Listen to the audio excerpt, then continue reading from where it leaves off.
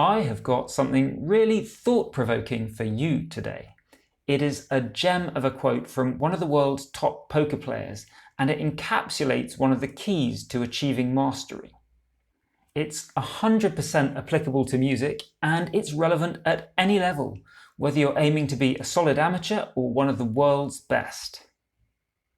Hey friends, Mark Morley-Fletcher here, and welcome back to the channel.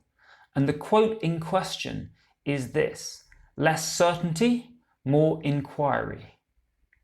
And it comes from Seidel, one of the poker playing greats, and importantly for what we're going to discuss here, he's someone who has been at the top for a very long time. Now, if you want to know more about this, I got the quote from a book called The Biggest Bluff, and I'll put a link down in the description. But here's the situation. This quote, less certainty, more inquiry, is Eric's response to another good player who was explaining how he'd done something. And in particular, he was 100% sure that his response, his reaction to the situation was the right one every time, regardless of what other players were around him, what ways of playing they had, what cards they had. So Eric was basically saying, okay, great, it worked out for you this time, but you're drawing way too much in terms of, oh, that means I know everything, rather than saying, well, okay, let me think about this. Was this always the right response? Is there more I could learn here? And the big takeaway here is that this issue, assuming that you know everything, is dangerous for poker players, but it's just as dangerous for us as musicians. The best musicians, when you look at them, they've stayed humble, they've kept learning all their life. The idea of beginner's mind is a really useful thing. For example, Stan Getz is reported to have said on his 50th birthday, "I think I'm finally learning how to play the saxophone." But you'll find many, many other quotes from great musicians on all instruments, all styles, all genres, who just kept learning and kept thinking they were finally starting to get somewhere, even into their 70s or their 80s. And a little side note here for you, assuming that anyone else knows everything and is 100% certain, that's dangerous too, so do question what other people say.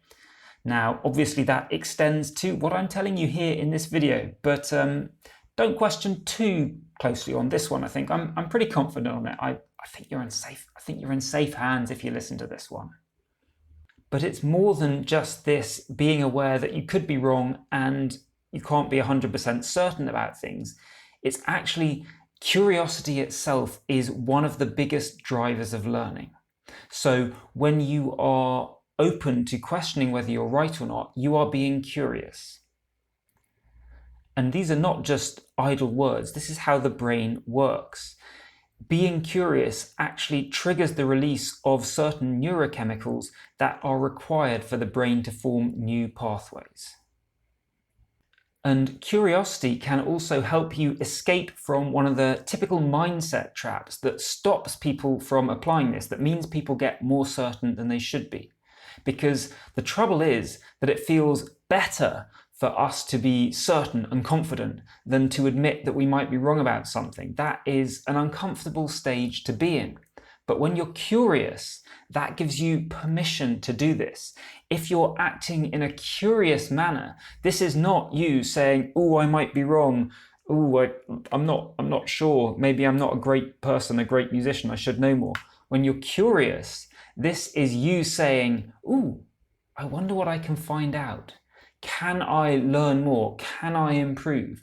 It reframes the situation, which could be uncomfortable for you, into one where hopefully it's interesting, it pulls you forward.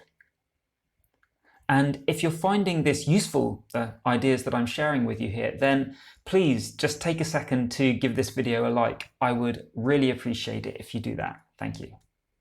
So this is obviously a pretty general idea that you can apply to your music in a lot of different ways. I hope you'll do that. And if you have any particularly interesting ones, then just let me know in the comments below. I would love to hear what you come up with. But here is just one practical example of how I do this.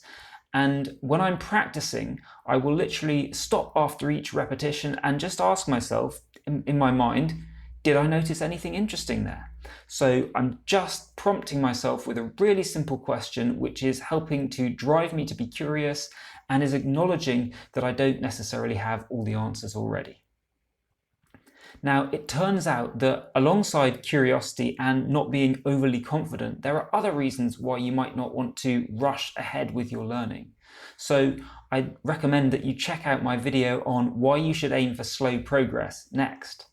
And if you'd like the special practice and performance tips that I only share with subscribers, then head on over to playinthezone.com and sign up for the emails. They're free. I've been Morley-Fletcher. Thanks so much for watching. Take care, and I'll see you in the next video.